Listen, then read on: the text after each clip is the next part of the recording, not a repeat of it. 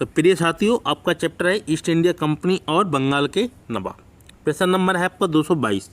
बंगाल के दोहरे शासन को किस अंग्रेज शासक ने समाप्त किया? Warren Hastings, Robert Clive, Lord Cornwallis, Lord Wellesley. तो ये बंगाल के दोहरे शासन को किस अंग्रेज शासक ने समाप्त किया था? वह किया था आपके वारेन हेस्टिंग ने। Option number A. तो बंगाल में दोहरे शासन को लागू किसने किया था? वह किया था आपके रॉबर्ट क्लाइव ने। समाप्त कौन करता है? Warren Hasting. लागू कौन करता है? आपका रॉबर्ट क्लाइव। तो 2 से 22 का ऑप्शन आपका कौन सही होगा? ए।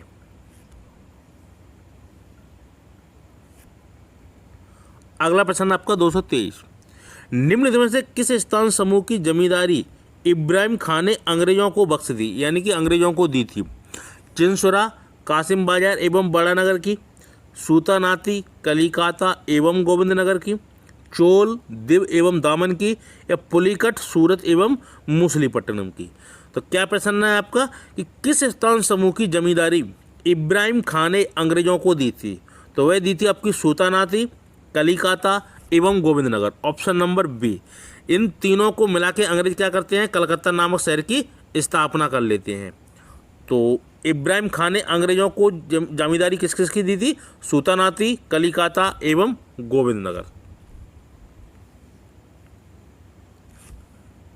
अगला प्रश्न आपका 224।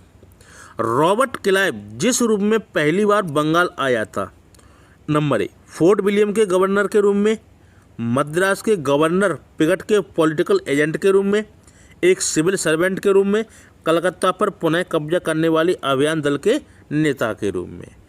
224 प्रश्न क्या कहता है आपका कि रॉबर्ट क्लाइव जिस रूप में पहली बार बंगाल आया था, तो किस रूप में बंगाल आया था? तो वह आया था ऑप्शन नंबर डी, कलकत्ता पर पुनः कब्जा करने वाली अभियान दल के नेता के रूप में। तो 224 का आपको ऑप्शन कौन सा सही होगा?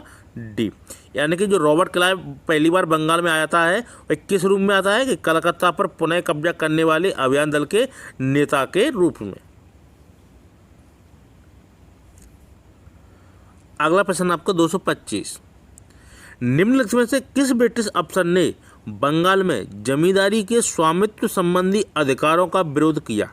James Grant, Cornwallis, John Shore, Philip Francis. तो 225 प्रश्न क्या है आपका कि निम्नलिखित में से, यानी कि जो 4 आपके अंग्रेज अफसर दिए हैं, किस ब्रिटिश अफसर ने बंगाल में जमींदारी के स्वामित्व संबंधी अधिकारों का विरोध किया था? तो वह किसने किया था? जेम्स ग्रांट ने। ऑप्शन नंबर इसका है ए।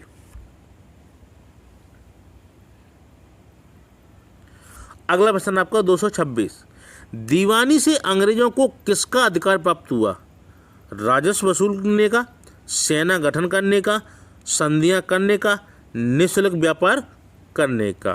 तो 226 प्रश्न आपका क्या है कि दीवानी से अंग्रेजों को किसका अधिकार प्राप्त हुआ, यानी कि अंग्रेजों ने जो दीवानी अंग्रेजों को मिली उससे क्या अधिकार उनको प्राप्त हुआ? तो वह अधिकार आपको प्राप्त हुआ था ऑप्शन नंबर ए, राजस्व वसूल करने का। यानी कि जो राजाओं द्वारा, जो मुगल बादशाहों द्वारा, बंगाल के नवाबों द्वारा अंग्रेजों को दीवानी प्रदान की गई, उससे वो क्या करने लगे? राजस्व वसूल करने लगे। कौन? अंग्रेज। तो इसका ऑप्शन कौन सा सही होगा? तो 26 का ए। अगला प्रश्न आपका 227। फर्रुखसियर के फरमान से किसने सहूलियत पाई? दिल्ली में मराठा शासन में, मुगल भूमि बंदोबस्त में, बंगाल में अंग्रेजी व्यापार में, दक्षिण में फ्रांसीसी प्रभाव की स्थापना में। यानी कि फर्रुखसियर ने फरमान जारी किया था किसके लिए? अंग्रेजों के लिए। तो वह उसमें किसने फ़ायदा उठाई? तो वह उठाई थी बंगाल में अंग्रेजी शासन ने। यानी जो अंग्रेजों ने व्यापार किया था कहाँ पे? बंगाल में। तो फर्रुखसियर के फरमान की इन्होंने भरपूर फ़ायदा उठाई थी। और 227 का ऑप्शन आपका क्या सही होगा? सी।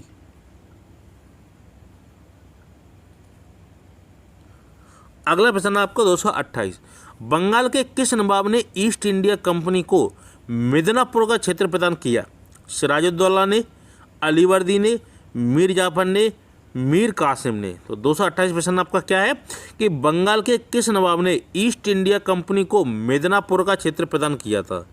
तो वह कौन सा नवाब था? वह था आपका option number D, Mir Qasim. ठीक है, तो मीर कासिम ने कौन सी जमींदारी दी थी? मिदनापुर का क्षेत्र प्रदान किया था। किसको? ईस्ट इंडिया कंपनी को।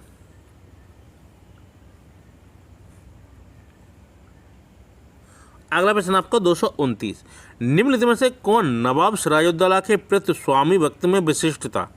अमीन चंद्र, राय दुर्लभ, मीर मदान, कृष्णदास। तो नवाब सिराजुद्दौला के प्रति स्वामी व्यक्ति में विशिष्ट व्यक्ति था, वह कौन था आपका? तो वह था option number C, Mir Madan. ठीक है, तो सिराजुद्दौला के प्रति काफ़ी वफादार था। कौन था? मीर मदान।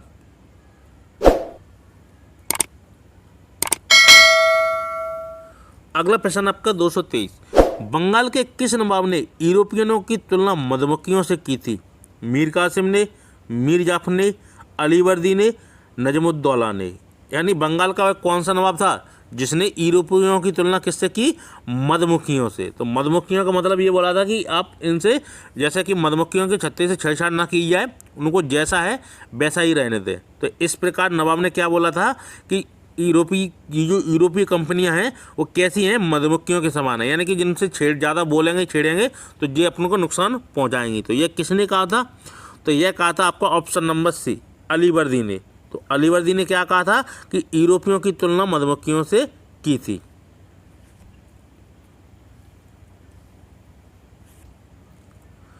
अगला प्रश्न आपका 231, इलाहाबाद की संधि के बाद रॉबर्ट क्लाइव ने मुर्शिदाबाद का उपदीवान किसे बनाया था? सिताब राय, मोहम्मद रजा खान, राय दुर्लभ, सैयद गुलाम हसन। तो इलाहाबाद की संधि के बाद रॉबर्ट क्लाइव ने मुर्शिदाबाद का उपदीवान किसे बनाया था? तो वह बनाया था ऑप्शन नंबर बी, किसे? मोहम्मद रजा खान ने। ठीक है, तो जब इलाहाबाद की संधि हो जाती है तब रॉबर्ट क्लाइव क्या करता है कि अपना एक उपदीवान रखता है, यानी कि जो राजस्व वसूल करने के लिए क्या कौन रखता है? उपदीवान। तो वह उपदीवान कौन था? मोहम्मद रजा खान। अगला प्रश्न आपका 232, निम्नलिखित में से कौन से कथन सही है? आपको जो दो कथन दिए गए हैं उनमें से बताना आपको कौन से कथन सही है। नंबर 1, प्लासी का युद्ध ब्रिटिश द्वारा उनकी संधि शक्ति से कहीं अधिक उनके राजनीतिक कौशल से जीता गया। बी, सेकंड नंबर, बक्सर का युद्ध अवध के नवाब के साथ समझौता और इलाहाबाद की संधि से चरमोत्कर्ष पर पहुंचा। तो नीचे दिए गए कूट का प्रयोग कर सही उत्तर चुनिए। केवल 2 सही है, केवल 1 सही है, 1 और 2 दोनों सही है, एक ना तो 1 सही है ना ही 2 सही है। तो इसमें आपके कौन से सही है? तो आपके सही है 1 और 2, ऑप्शन नंबर सी। तो पहला कथन क्या था? प्लासी का युद्ध ब्रिटिश द्वारा उनकी संधि शक्ति से कहीं अधिक उनके राजनीतिक कौशल से जीता गया। ठीक है। नंबर बी, बक्सर का युद्ध अवध के नवाब के साथ समझौता और इलाहाबाद की संधि से चरमोत्कर्ष पर पहुंचा। तो आपके दोनों ही कथन सही है।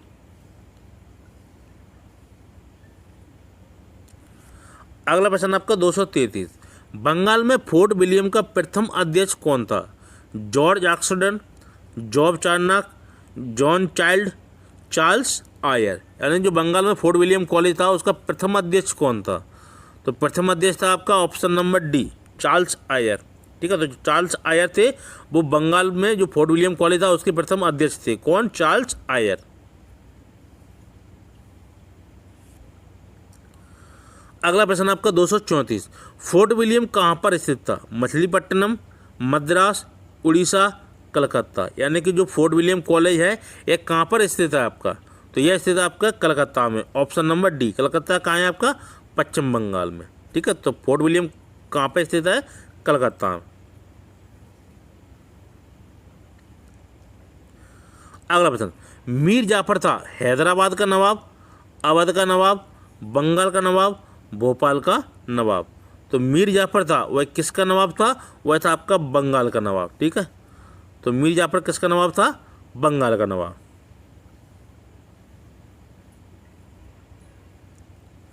अगला प्रश्न आपका 236, अंग्रेजों की बंगाल में पैठ के विषय में निम्नलिखित कथनों में से कौन से सही है?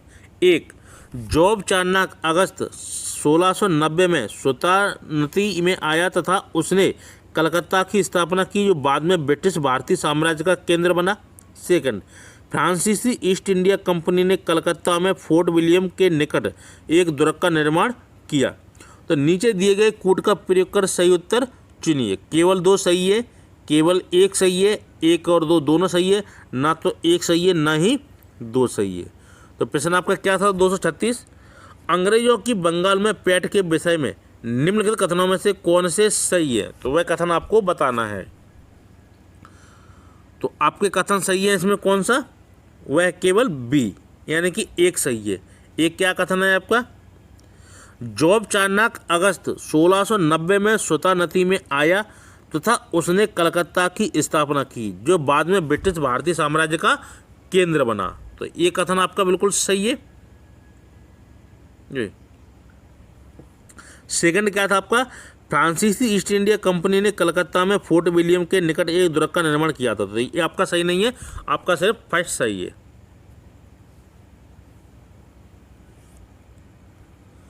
अगला प्रश्न आपका 237, निम्नलिखित कथनों पर विचार कीजिए। नंबर 1, बक्सर की लड़ाई ने अंग्रेजों को भारत में अपना राज्य स्थापित करने की कुंजी प्रदान की। सेकंड, 1765 में हुई इलाहाबाद की संधि ने ब्रिटिश को बंगाल में अपना राज्य स्थापित करने में मदद की।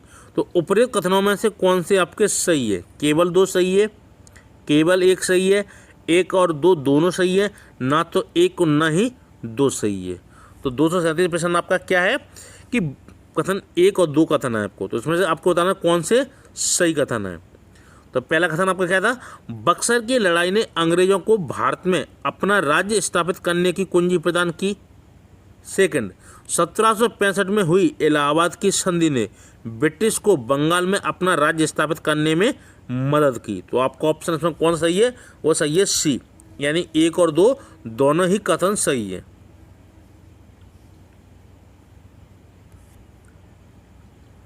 अगला प्रश्न आपका 238, सन 1757 में अंग्रेजों के विरुद्ध सिराज उद दौला के अभियान का तात्कालिक कारण क्या था।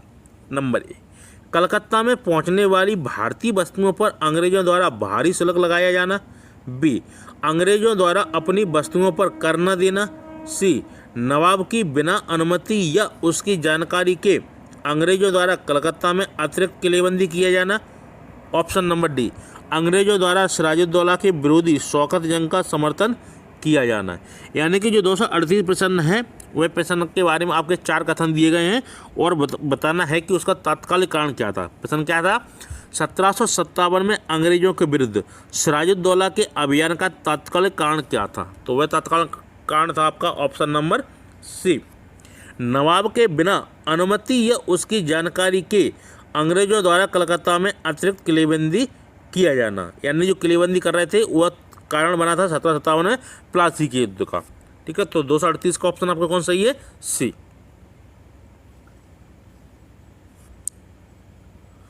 अगला प्रश्न आपका 239, प्लासी के युद्ध का निम्नलिखित में से कौन सा एक कारण था। नंबर 1, सिराजुद्दौला का संशय था कि अंग्रेज उसके प्रतिद्वंदियों की तरफदारी करते थे।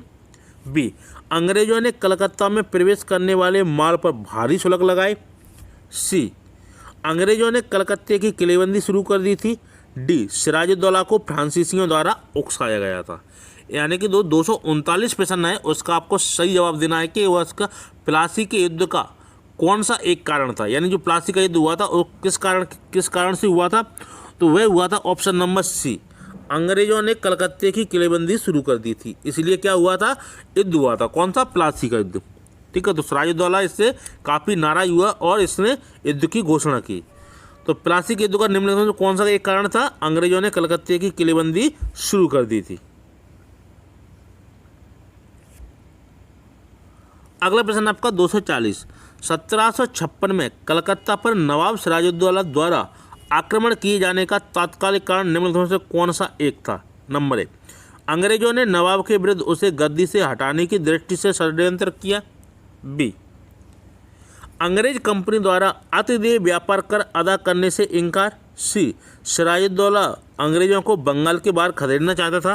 डी, कलकत्ता की किलेबंदी को ध्वस्त करने से अंग्रेजों का इनकार। तो 240 प्रश्न है आपका कौन सा, 1756 में कलकत्ता पर नवाब सिराजुद्दौला द्वारा आक्रमण किए जाने का तात्कालिक कारण निम्नलिखित में से कौन सा था। तो वह तात्कालिक कारण आपका कौन सा है, तो वह है ऑप्शन नंबर डी। क्या है डी, कलकत्ता की किलेबंदी को ध्वस्त करने से अंग्रेजों का इनकार। तो इसका ऑप्शन कौन सा है आपका, डी। अगला प्रश्न आपका 241, हड़प नीति के अंतर्गत न हड़पा जाने वाला राज्य झांसी, अवध, सतारा, नागपुर।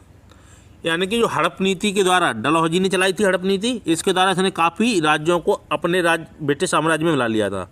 तो वह आपका कौन सा राज्य था जो हड़प नीति के द्वारा नहीं हड़पा गया था?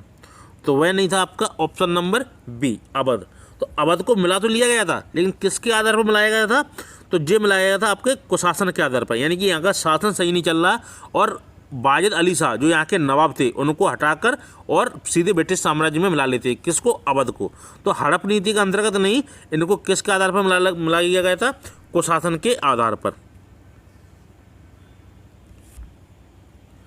अगला प्रश्न, ब्रिटिश भारतीय राज्य क्षेत्र का अंतिम प्रमुख विस्तार हुआ डलहौजी के समय में, डफरेन के समय में, लिटन के समय में, करजन के समय में। तो 242 प्रश्न क्या कहता है आपका कि ब्रिटिश भारतीय राज्य क्षेत्र का अंतिम प्रमुख विस्तार हुआ, यानी सबसे ज़्यादा जो विस्तार हुआ था वो किसके साथ समय में हुआ था? तो वह हुआ था आपके डलहौजी के समय में। जैसे कि आप इसका क्षेत्र भी देख रहे हैं, काफ़ी क्रूड टाइप का लग रहा है, ठीक है। तो ये पैसा व्यक्ति था, इसके समय काफ़ी राज्यों का विलय कर लिया गया था। किसके माध्यम में? हड़प नीति के माध्यम से, कुशासन के माध्यम से इसने काफ़ी तरीके से राज्यों को मिला लिया था। अगला प्रश्न आपका 243, किसने ईस्ट इंडिया कंपनी के बारे में यह टिप्पणी की थी कि कंपनी एक असंगति है परंतु यह उस व्यवस्था का भाग है जहां सब कुछ ही असंगत है? JB Macaulay, Warren Hastings, Lord Clive, Henry Dundas. तो प्रश्न आपका क्या है? किसने ईस्ट इंडिया कंपनी के बारे में यह टिप्पणी की कि कंपनी एक असंगति है परंतु यह उस व्यवस्था का भाग है जहां सब कुछ ही असंगत है? तो ये किसने कहा था? यह कहा था जेबी मेकाले ने, ऑप्शन नंबर ए। ठीक है, तो 243 का ऑप्शन आप कौन सही है? ए।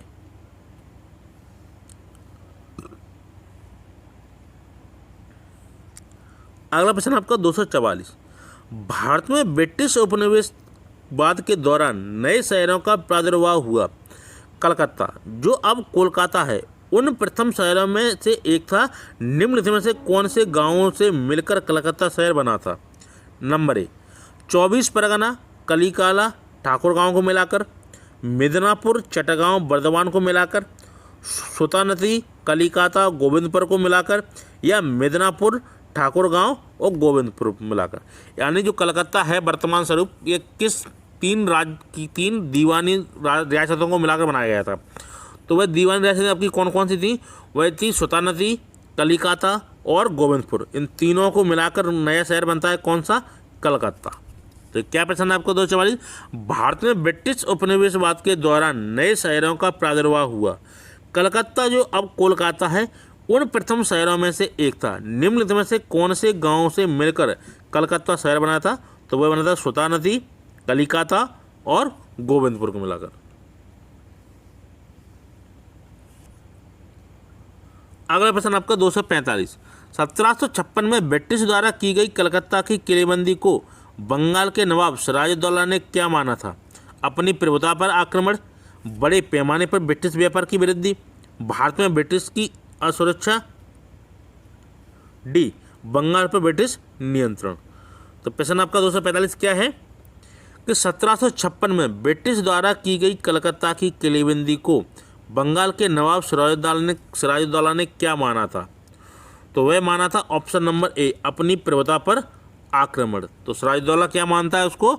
अपनी प्रभुता पर आक्रमण। 245 का ऑप्शन आपका कौन सही है? ए।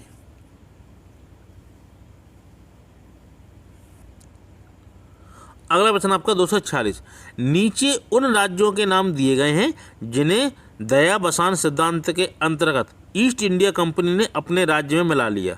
उन्हें कालक्रमानुसार रखिए। सतारा, जैतपुर, झांसी, नागपुर। यानी जो हड़प नीति के द्वारा राज्यों को मिलाया गया था, तो क्रम से आपको लगाना है कि सबसे पहले किस राज्य को मिलाया गया था, आखिरी में किस राज्य को मिलाया गया था। तो 240 प्रश्न क्या कह रहा है कि नीचे उन राज्यों के नाम दिए गए हैं जिन्हें दया बसान सिद्धांत यानी हड़प नीति के अंतर्गत ईस्ट इंडिया कंपनी ने अपने राज्य में मिला लिया। उन्हें कालक्रमानुसार रखिए। तो वह आपको क्रम से लगाना है। तो सबसे पहले किस राज्य को मिलाया गया था? वह मिलाया गया था आपका ऑप्शन नंबर सतारा, जैतपुर, झांसी और आखिरी में नागपुर। तो प्रश्न के अनुसार सबसे पहले किसको मिलाया गया था? सतारा को, दूसरे नंबर पर जैतपुर, तीसरे पे झांसी, चौथे पे नागपुर। तो सही क्रम क्या है आपका? सबसे पहले सतारा, जैतपुर, झांसी, नागपुर। तो ऑप्शन नंबर आपका कौन सही होगा? बी। तो 246 का ऑप्शन कौन सही है? बी।